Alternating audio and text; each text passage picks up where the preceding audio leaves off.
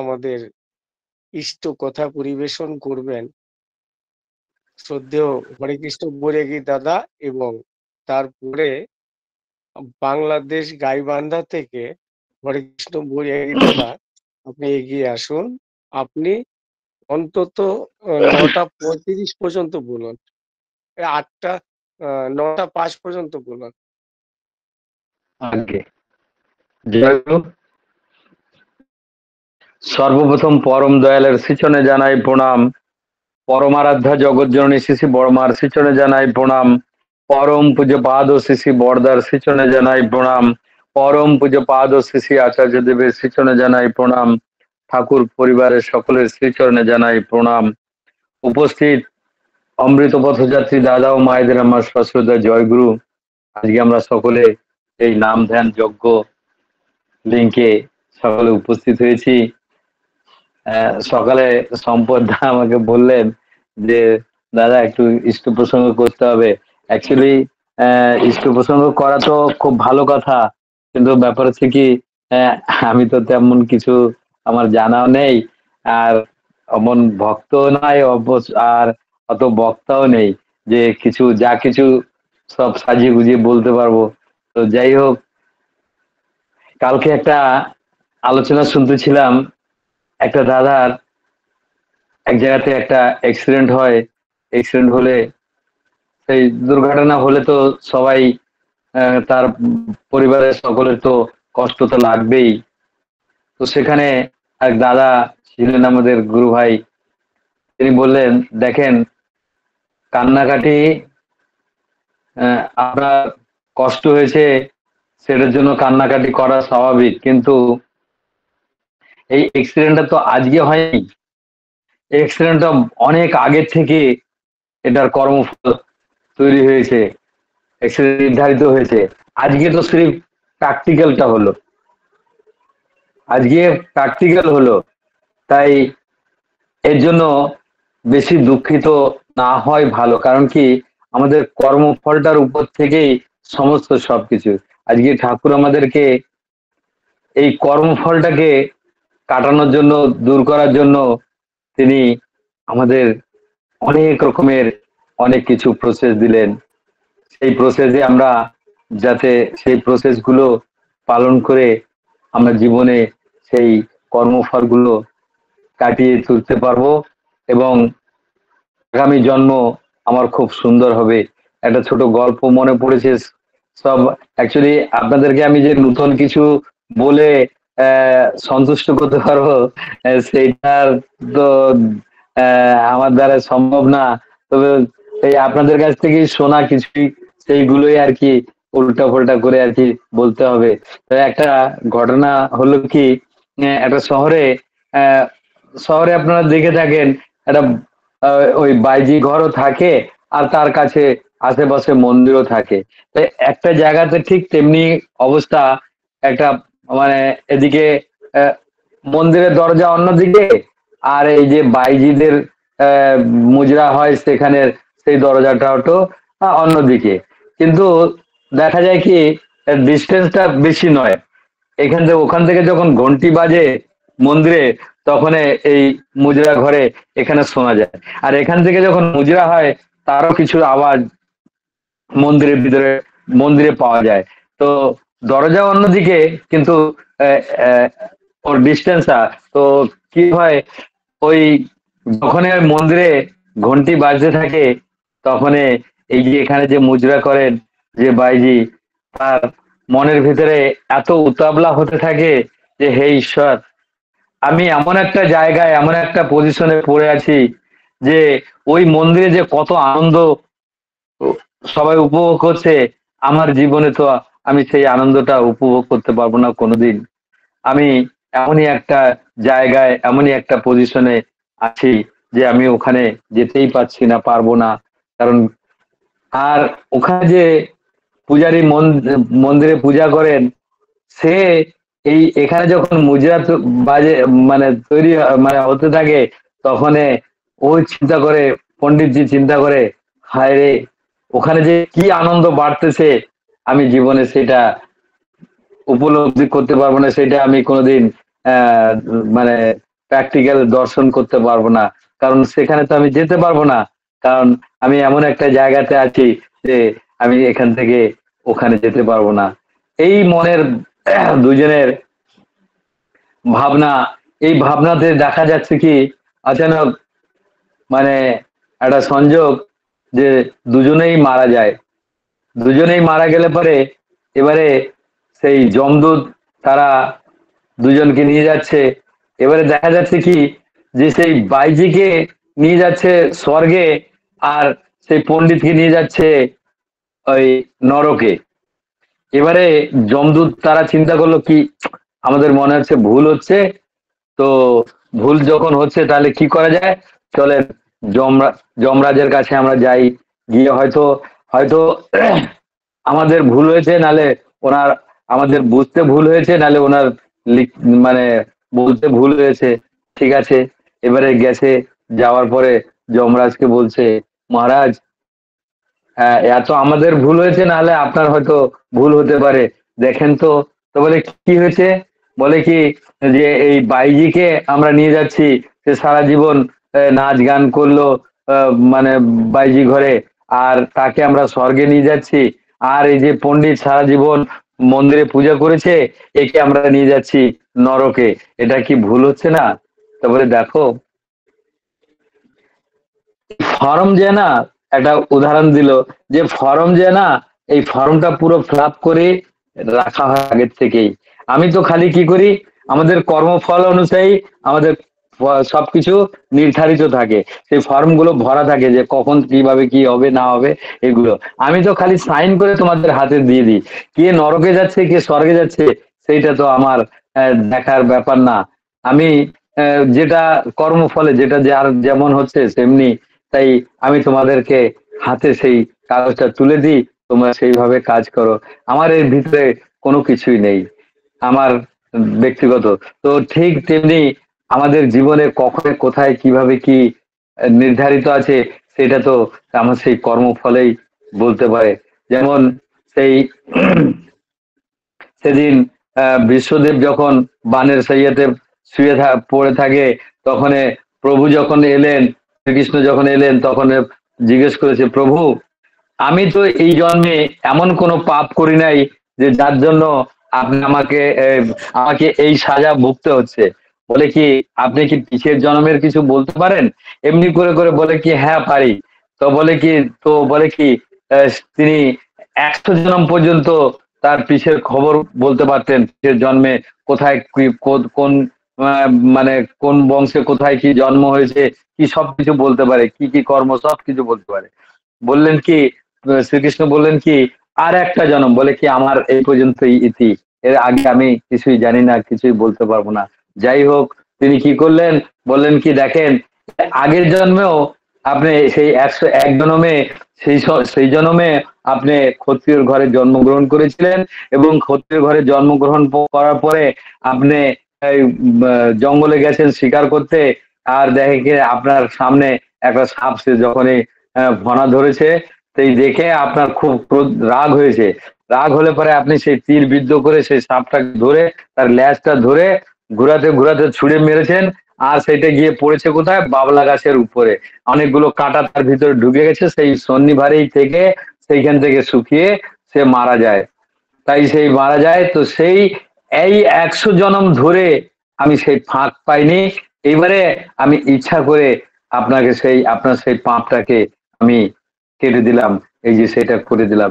তো এখন আমরা সেই কোন জন্মে কখন কি কাজ পাপ কর্ম করে আসছি সেটা তো আমাদের জানা নেই, আমাদের তো সেই নির্ধারিত। তবে এবারে আমরা ঠাকুরকে যখন পেলাম তখন অনেক কিছু আমরা বুঝতে পারছি। তাই তিনি কি করলেন, আমাদের এই কর্মফলগুলো যাতে কেটে গিয়ে সুফল ফলে, তার জন্য তিনি আমাদেরকে দিলেন এই যজন যাজন ইষ্টভৃতি সস্তয়নী সদাচার। যাই হোক, এমনি করে এইসব পলিসির ভিতর দিয়ে আমাদেরকে তিনি দিলেন। দেওয়ার পরে সেদিন যখন এই যে আমরা ইষ্টভৃতিটাকে আমাদের যে এটা ভাবি যে ইষ্টভৃতি আমরা ঠাকুরকে কিছু টাকা দিচ্ছি, এটা তো ঠাকুরকে টাকা দেওয়া নয়, এটা হচ্ছে একটা ইষ্টভীতি দেওয়া, ঠাকুর ভোগের জন্য দেওয়া। যেমন সেদিন একটা দ্রৌপদী দ্রৌপদীর খাওয়া দাওয়া হয়ে গেছে, দুর্বাসা মুনি তার শিষ্যদেরকে নিয়ে সেখানে পৌঁছেছে। এসব ঘটনা আমার থেকে আপনারা ভালো জানেন, তবু আর কি কথার পরিপ্রেক্ষে বলছি। তো সেইখানে গিয়ে বলছে কি, দ্রৌপদী আমার এই শিষ্যদের নিয়ে আমি এখানে ভোজন করব, তুমি ব্যবস্থা করো, আমি আমরা চান করে আসি।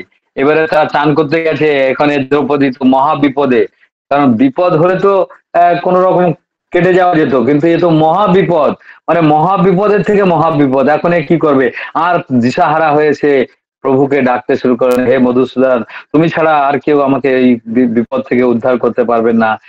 এমনি ডাকতে ডাকতে ডাকতে ডাকতে এর ভিতরে সেই প্রভু এসেই, দ্রৌপদীর কিন্তু আর একটা নাম ছিল কৃষ্ণা, তাকে কৃষ্ণা বলা হতো। যাই হোক, এসে বলছে, কৃষ্ণা আমি খুব ক্ষুধার্ত, আমাকে কিছু খেতে দাও, আমি খুব ক্ষুধার্ত, আমাকে কিছু বলে কি দ্রৌপদী বলছে কি, আমি তো এই বিপদে পড়ে আছি, আর আপনি আবার আমাকে খেতে যাচ্ছেন, আমি আমার কাছে থাকলে তো তাহলে আপনাকে ডাকতাম না। তো যাই হোক, এমনি করে তাকে যখন বলা হলো, বলতে বলতে বলতে বলতে দেখা গেল কি, যে বলো কি, না দেখো কোনোভাবে কিছু না কিছু আছে। তাই কি করলেন, দেখা গেল কি, সেই দুটো ভাতের দানা একটু শাক তাই এনে যখন তার হাতে দেওয়া হলো, তিনি বড় মনের আনন্দের তৃপ্তিতে সেইটা খেয়ে এক গ্লাস জল খেয়ে পেটে হাত বুলালেন। আর যখনই হাত বুলালেন, এদিকে সেই দুর্বাসা মুনি আর তার শিষ্যদেরকে নিয়ে দেখলো কি, চান করে উঠে দেয় কি, আরে বাপরে, আমাদের তো খাওয়ার তো কোনো জায়গাই নেই, পেট তো ভরা, এখন দ্রৌপদীর কাছে গেলে তো আমরা অপমানিত হব, তাই এখান থেকে আমরা পালিয়ে চলি। তাই ওখান থেকে সেখন পালিয়ে গেল।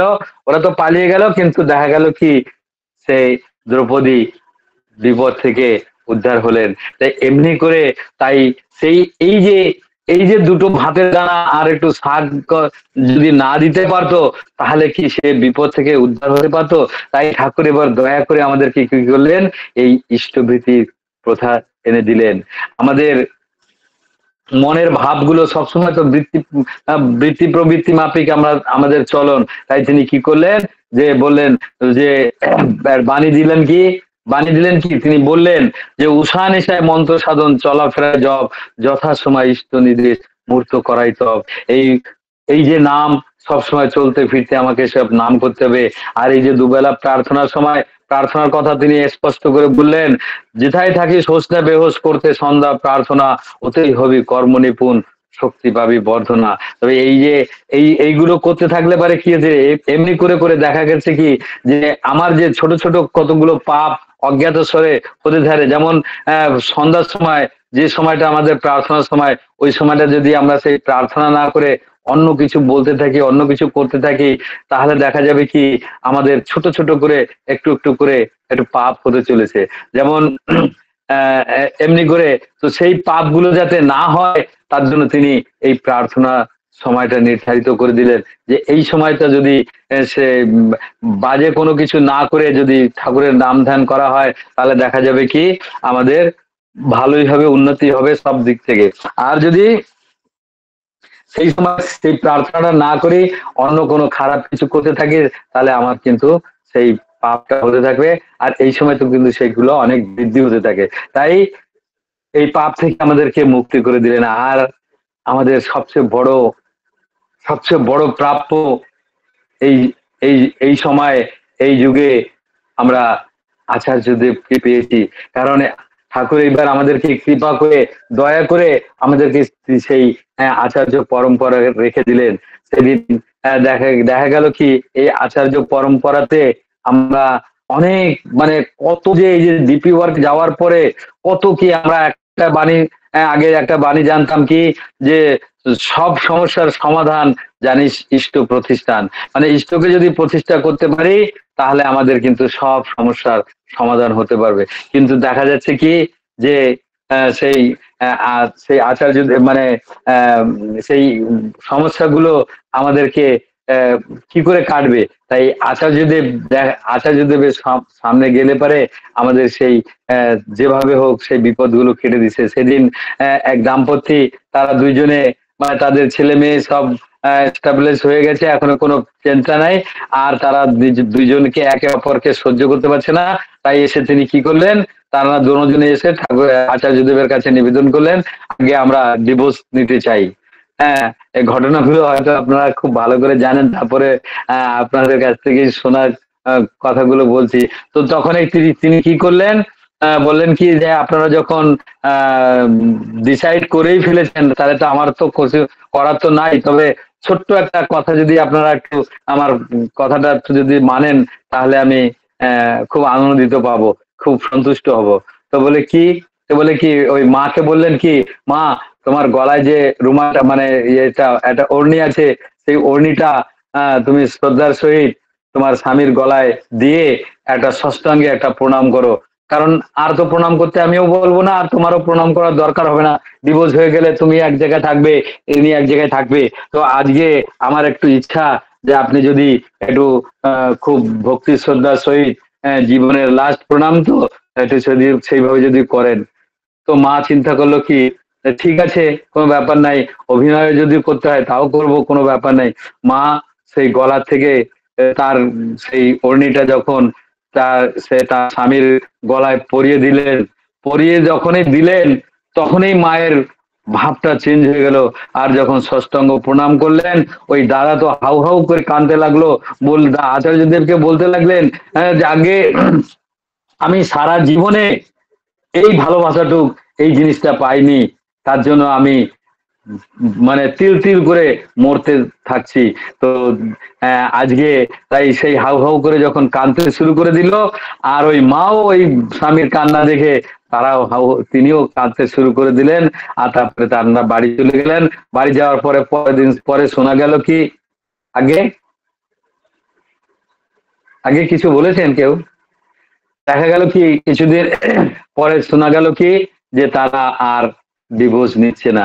তো এই জিনিসটা কি, আমরা রামচন্দ্রকে তো পেয়েছি, শ্রীকৃষ্ণকে তো পেয়েছি, শ্রীকৃষ্ণকে তো এই যে শ্রীকৃষ্ণ তো আমাদের সবচেয়ে বড় সেই একখানা এত বড় একটা গীতা দিয়ে দিলেন, যাতে ঠাকুর বলেন কি এর ভিতরে এটা গীতা নয়, এটা একটা পুস্তক নয়, এটা একটা অন্য কিছু নয়, এটা হচ্ছে জ্ঞানের ভান্ডার, এর ভিতরে জ্ঞান পরিপূর্ণ ভরা। তাই আমাকে সেই সেই জ্ঞানের ভান্ডার কিন্তু দিয়েছে, কিন্তু কি হবে সেইটাকে আচরণ করার জন্য কোনো আচার্যদেব নাই। তার জন্য আমরা কি করেছি, সেই সুন্দর করে সেই গীতাটাকে ঘরে এনে সুন্দর করে লাল কাপড়ে বেঁধে ওই ঠাকুর ঘরে রেখে দিয়েছি। দুবেলা সকাল সন্ধ্যা দুবেলা তার উপরে ফুল চন্দন চড়াচ্ছি। বা এদিকে কি হচ্ছে, গীতাটা পচে যাচ্ছে কি উলি পোকায় খেয়ে যাচ্ছে তারও ঠিক নাই, কিন্তু তার ভিতরে যে জ্ঞান সেটা কিন্তু আমরা পাচ্ছি না। কিন্তু এবার তিনি দয়া করে যখন আচার্য পরম্পরা রেখে গেলেন, তাহলে আমাদের আমরা এমন করে নতুন নতুন জীবন পাচ্ছি, যে জীবনগুলো আমরা হারিয়ে ফেলেছি, হারিয়ে যেতে চলেছিলাম, সেই জীবনগুলো আমরা কেমন করে লাভ করছি, এটা তো আপনারা সকলেই ভালো করে জানেন। তো যাই হোক, এমনি করে আচার্যদেবকে পাওয়ার পরে আমরা যে কত থেকে কত কিছু পাচ্ছি, তার কোনো কুল কিনারা নেই। আর আমাদের যে কাজকর্মের গতিবিধি তিনি জানতেন, যে যেমন রামচন্দ্র দিয়ে গেছেন যা কিছু, সেগুলো আমরা ভুলে গেছি, শ্রীকৃষ্ণ যা দিয়ে গেলেন তাও আমরা ভুলে গেছি, আজকে সবাই ভুলে যাবে। তাই কি করলেন, এবারে সেই আচার্যদেবকে দিয়ে তিনি নিজে তো সবকিছু লিপিবদ্ধ করে রেখে গেছে। কারণ কি লিপিবদ্ধ এই জন্য করে রেখে গেছে, যে এটাকে আর বিকৃতির কোনো রূপ না আসে, কোনো বিকৃতির রূপ না আসে। তাই তার জন্য তিনি কি করলেন, সুন্দর করে সেটা লিপিবদ্ধ করলেন। আর লিপিবদ্ধ করে আমাদেরকে আচার্যদেবকে দ্বারা আমাদেরকে কি করলেন, সেইগুলোকে পরিপালন করানোর জন্য আমাদেরকে দেখা যাচ্ছে কি আমরা যখনই আর আমরা যখন ঠাকুরকে জীবন্ত পাচ্ছি, একটা জীবন্ত না পাই, শ্রীকৃষ্ণকে আমরা ওই ফটোতেই পুজো করতে পারছি, রামচন্দ্রকে ফটোতেই পুজো করতে পারছি, রামের ভক্ত হনুমানকে আমরা সেই ফটোতেই পুজো করতে পারছি, বা রাস্তার মোড়ে যেখানে সেখানে সেই একটা বজরংবলী বানিয়ে আমরা পুজো করতে পারছি, কিন্তু তার থেকে আমরা কিন্তু তেমন কোনো বেনিফিট পাচ্ছি না। তাই আমরা যখন ঠাকুরকে জীবন্ত পাচ্ছি, তখন আমাদের কর্ম ক্ষমতা অটোমেটিক বেড়ে যাচ্ছে। আর এই কর্ম জীবন্ত পাচ্ছি কেমন করে, একমাত্র সেই আচার্য দেবের কাছে যখনই আমরা যাচ্ছি, তার সঙ্গ করছি, তার সবকিছু দেখছি, তখন সেই তার থেকে আমরা সেই ঠাকুরকে একদম জীবন্ত পাচ্ছি। সেদিনের আচার্যদেব আমাদের কেমন করে, সেই আচার্যদেব কেমন করে আমাদেরকে আচরণ করে দেখাচ্ছে। সেদিন গুয়াহাটিতে গেছেন আমাদের পবিত্রদা আর বর্তমান আচার্যদেব, যাওয়ার পরে এক জায়গাতে মানে খাওয়া দাওয়ার ব্যবস্থা আচার্যদেবের জন্য এক মা আলাদা করে রান্না করেছেন। তো সেইখানে তিনি খাওয়া দাওয়া করবেন। এবারে খাওয়া দাওয়ার পরে আচার্যদেব বললেন কি, পবিত্র তোর যদি খেতে হয় এখানে খেয়ে নিতে পারিস, অনেক কিছু বেঁচে গেছে। তো আর সেই মাও বললেন কি আগে হ্যাঁ আপনি খেয়ে নিতে পারেন। তো বলে ঠিক আছে দেন। চিন্তা করলেন কি আচার্যদেবের যেটা রান্না করেছে সেটা একটু তো আলাদা হবেই, সেটা তো আপনারা সকলেই জানেন। এবারে যখন খেতে বসেছে, মুখে দেওয়ার সাথে সাথে উনি কিন্তু আর খেতে পারলেন না। সেই খাবারগুলো সব ফেলে দিয়ে উনি গিয়ে আনন্দবাজারে খেয়ে চলে আসেন। এবারে যখন গাড়িতে দুজনে যাচ্ছে, যাওয়ার পরে বলছে কি আগে একটা কথা জিজ্ঞেস করবো। পবিত্রদা বলছে আচার্যদেবকে, বলে কি হ্যাঁ বলো। বলে কি যে আমি জানি আমার থেকে আপনি লবণ কম খান, আমার থেকে আপনি লবণ অনেক কম খান, আর এই যে রান্না হয়েছে আপনি কি করে খেলেন। বলে কি আমি তো ওই মা যে রান্না করেছে, যে ডাল ভাত তরকারি যা কিছু, আমি তো সেগুলো খাইনি। আমি কি খেয়েছি, আমি খেয়েছি ওই মায়ের যে একটা ভালোবাসা, একটা টান, একটা শ্রদ্ধা, একটা ভক্তি, একটা প্রেম, একটা ভালোবাসা, আমি সেইটা খেয়েছি। তাই ওর ভিতরে লবণ আছে কি লবণ নেই, ঝাল বেশি আছে কি কম আছে, সেটা আমি দেখতেও পাইনি, আর জানতেও পারিনি, আর জানার চেষ্টাও করিনি। আমি মায়ের ওই ভাবনাটাকে খেয়েছি। তাই এমনি করে আমাদেরকে শিক্ষা দিচ্ছে আচার্যদেব। তাহলে এমন করে করে যখন আমরা সেই শিক্ষাগুলো পাবো, তাহলে আমাদের জীবনে আমাকে পরিবর্তন হব না? নিশ্চয়ই। আজকে এই যে কোভিড যে হলো, কোভিডে পুরো বিশ্ব কিন্তু তেল মানে উত্তাল হয়ে গেছে, কিন্তু সৎসঙ্গীদের কাছে এত মানে মানে সুহানা সুযোগ যেটা আমরা কল্পনা করতে পারি না। কারণ কি এই সময় আমরা আজকে আমি যদি আমার কথাই বলছি, আমরা এই সাতপুরা পাহাড়ের ভিতরে থাকি, এখানে আমরা অত ভক্তদের সঙ্গ করতে পারি না। ঠাকুর বাড়িতে গেলেও ব্যাস ওই 1-2 দিন এদিক ওদিক ঘুরতে ঘুরতে কাজকর্ম করতে এদিক ওদিক থাকে, সেগুলো করতে করতে আমরা আর আচার্যদেবের সঙ্গ পাই না। আর যা কিছু ওই অল্প একটু কিছু যা কিছু জানতে পারি শুনতে পারি, সেগুলো শুনে আমরা চলে আসি। আমরা আর বাইরে কিছুই জানতে পারি না, বুঝতেও পারি না। কিন্তু এই অনলাইনের মাধ্যমে সেটাও কিন্তু আচার্যদেবের দেন। সেই অনলাইন যখন শুরু হলো, আজকে দেশ বিদেশে প্রত্যেকের কিছু না কিছু নলেজ আছে। আজকে যতগুলো যার যে নলেজ আছে, সেটা যখন আমরা এই যে বলতে থাকি, সবাই এই যে আমি এখান থেকে বলছি আপনারা সবাই শুনতে পাচ্ছেন, এর ভিতরে হয়তো কোনো কথা কোনো জিনিস হয়তো আপনারা কোনোদিন শোনেন নাই, জানেন নাই, সেটাও জেনে গেলেন। আমিও কোনোদিন ঠাকুরের সেই ভাবধারাটা আমি কোনোদিন বুঝতে পারিনি, জানতে পারি নাই। কিন্তু দেখা গেল কি যে এই অনলাইনের মাধ্যমে অনেক কিছু বুঝতে শিখেছি, অনেক কিছু জানতে শিখেছি, অনেক কিছু করারও স্প্রিয়া জাগছে। আজকে কেমন করে মানে মানুষের সঙ্গে কেমন করে সেদিন আচার্য নিজেই বলছে, বলে কি এই লকডাউনে দেখা গেছে কি যে কোনদিন কথা বলতে পারে না, সেও একজন ভালো বক্তা হয়ে গেছে। এটা বাস্তব সত্য কথা। আজকে আমি যতটুকু কথা বলছি সেই অ্যাকচুয়ালি একমাত্র শ্রীব এই অনলাইনের দৌলত, নাহলে কিন্তু আমি এরকম কিছু বলতেই পারতাম না। যাই হোক, এমনি করে দেখা গেছে কি সেই আচার্য পরম্পরায় আমাদেরকে এত কিছু দিয়ে গেছেন। কিন্তু আমাদের কিন্তু একটা দুর্ভাগ্য যে আমরা অনেক সময় সেইগুলোকে মানে আমাদের বৃত্তি প্রবৃত্তি যে তাড়না থাকে, সেই তাড়না যখন আমাদেরকে হাবি হতে থাকে, তখনই কিন্তু সেদিন যখন ইয়ে আরে নামটা ভুলে এসে, যাই হোক, তিনি যখন মা বলতে লাগলেন, দেখ অনুকূল, তুই ওর সাথে মেলামেশা করিস না, ও কিন্তু বেশি ভালো না, ওর সবাই শিকায়ত করতে আসে। বলে কি মা শোন, তোর ছেলের যদি পাল্লা ভারী থাকে, তাহলে আমি ওকে আমার দিকে টেনে নিয়ে আসবো, আর ওর পাল্লা যদি ভারী থাকে তাহলে ওই দিকে টেনে নিয়ে যাবে।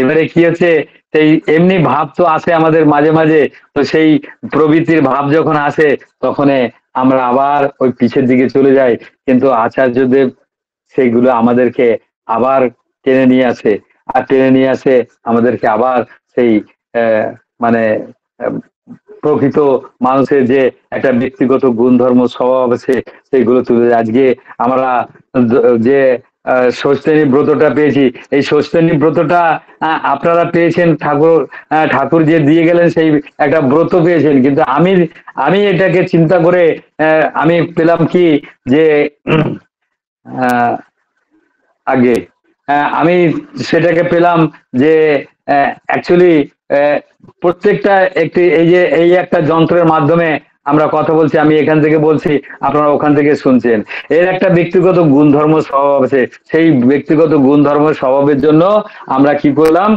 আমরা এই তো এমনি করে প্রত্যেকটা, একটা কুকুরের একটা ব্যক্তিগত গুণধর্ম স্বভাব আছে, একটা বিড়ালেরও একটা ব্যক্তিগত গুণধর্ম স্বভাব আছে, তাহলে মানুষেরও একটা ব্যক্তিগত গুণধর্ম স্বভাব আছে।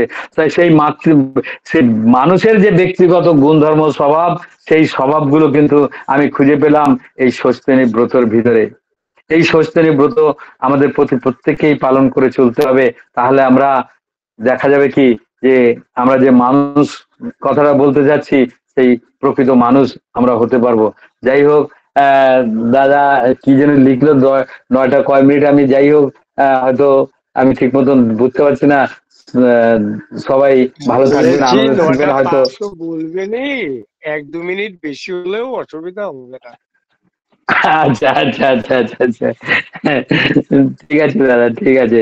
যাই হোক, আজকে আহ, আচার্য পরম্পরায় আমরা এত লাভবান হচ্ছি, আর ঠাকুর তো আমাদেরকে সেই সবকিছু দিয়েই গেলেন, আর তিনি যে লিপিবদ্ধ করে গেলেন, এই লিপিবদ্ধ সেদিন আহ, ওই আহ, আহ, লিপিবদ্ধ করতে যখন নিজে, আচ্ছা, আমাদের একটা সবচেয়ে বড় প্লাস পয়েন্ট, আজ পর্যন্ত আজ পর্যন্ত যত মহাপুরুষ এসেছেন আমাদের সামনে, তারা কিন্তু কেউ কিন্তু নিজে হাতে কিছু লিখে যাননি। এবার কিন্তু দয়া করে তিনি আমাদেরকে এই সত্যানুসরণ নিজে হাতে লিখে দিলেন, আর তারপরে নিজে হাতে সত্যানুসরণ লিখে দিলেন, আর তারপরে যা যা কিছু লেখা আছে, কারণ কি সবকিছু লিপিবদ্ধ করাতে কি হলো, আমাদের লিপিবদ্ধ করে রাখাতে আমরা কি করলাম, জিনিসগুলো আমরা সঠিকভাবে কিন্তু সবকিছু জানতে পারলাম। যেটা একটা ভুল হচ্ছে সেটাও আমরা আচার্যদেবের মাধ্যমে আমরা সেই সঠিক আহ, মানে যদি যেটা ভুল হয়ে যাচ্ছে সেটা সঠিকভাবে আমরা সেটা জানতে পারছি। কিন্তু এর আগে যত মহাপুরুষ জানরা এসছেন তাদের কাছ থেকে কিন্তু আমরা সেই নির্ভুল জিনিসটা আর পেয়ে উঠে পারিনি। কারণ কি আমরা যাটা এই যে সেমন সেদিন এক দাদা আমাকে বলছে, আমি বললাম কি দাদা, এই যে বৈষ্ণব শাস্ত্রে আহ, যে আমাদের মহাপ্রভু যে আমাদের বৈষ্ণব শাস্ত্রটা দিয়ে গেলেন, তো বলে কি দাদা বৈষ্ণব শাস্ত্র তো দিয়ে গেছে, কিন্তু কি জানেন, এই মহাপ্রভুর 6 গোসাই ছিলেন, সেই মহাপ্রভু যখন চলে গেলেন সেই 6 গোসাইয়ের 6টা মত হয়ে পড়লো। তারপরে তারপরে হলো 6 থেকে 36 গোসাই হয়ে গেল, 6টা মত হয়ে গেল, 6টা পথ হয়ে গেল, তারপরে 72 পথ হয়ে গেল। এমনি করে করে দেখা গেছে কি আলাদা আলাদা কত রকমের কত আহ পথ হয়ে গেছে। কিন্তু ঠাকুর এবার কি করলেন, আচার্য পরম্পরা রেখে এমন একটা বিধান দিয়ে দিলেন, এমন একটা বান্ধনে আমাদেরকে রাখলেন যে আমরা কোনো দিকে এদিক ওদিক ছটপটাতে পারবো না। আমাদেরকে যা তিনি বলে গেছেন, যা তিনি দেখাই গেছেন, করাই গেছেন, ঠিক তাই আমাদের করে যেতে হবে, তাই আমরা করে যাব। যাই হোক, 9টা 5-এর কথা বলেছি। সবাই ভালো থাকবেন, আনন্দে থাকবেন। আর আমি তো ঠিক মতন গোছায় সবকিছু বলতে পারি না, তো যেমন বললাম যেখানে ভুল হয়েছে সেটা আমাকে ধরিয়ে দেবেন, সংশোধন করিয়ে দেবেন, এটা আপনাদের সকলের কাছে প্রার্থনা। জয় গুরু, সবাই ভালো থাকবেন। বন্দে পুরুষোত্তম, বন্দে পুরুষোত্তম, বন্দে পুরুষোত্তম। জয় গুরু দাদা।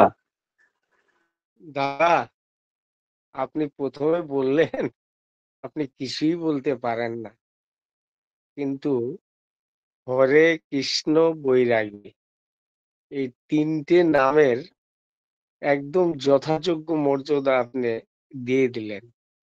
আর এত এত সহজ সরল ভাষার মধ্যে দিয়ে আপনি পরিবেশন করলেন ইষ্ট কথা, আমরা সহজেই বুঝতে পারলাম। প্রতিটি পরিবার একদম পরিষ্কারভাবে বুঝতে পেরেছে। আর আপনি যে উদাহরণগুলি দিয়েছেন সেগুলি তো সবটাই সত্য উদাহরণ। এগুলিকে বিশ্লেষণ করতে গেলে সময় লাগবে তো, তাই ওই বিশ্লেষণের দিকে যাচ্ছি না। তবে আপনার এই অমৃত বর্ষণ আমাদেরকে একটা নব চেতনা জাগিয়ে দিল। ভালো থাকবেন। ঠাকুরের চরণে আপনার মঙ্গল প্রার্থনা করি এবং আপনার নামের সার্থকতা, আপনার বাচনভঙ্গি সবটাই সকলকে মুগ্ধ করল। ভালো থাকবেন দাদা। এবার আমরা একটা